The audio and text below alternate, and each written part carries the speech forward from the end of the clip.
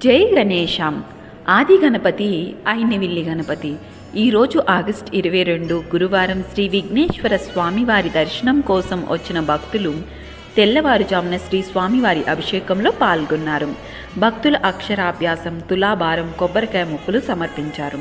వివిధ ప్రాంతాల నుండి వచ్చిన భక్తులు శ్రీ లక్ష్మీ గణపతి హోమంలో పాల్గొని స్వామివారి ఆశీస్సులు పొంది తీర్థప్రసాదాలు స్వీకరించారు.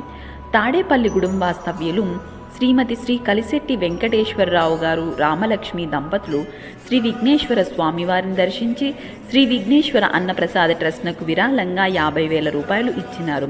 వీరికి ఆలయ అర్చకులు వేద ఆశీర్వచనం అందచేసి శేషవస్త్రములతో సత్కరించి శ్రీ స్వామివారి చిత్రపటమును అందచేసినారు.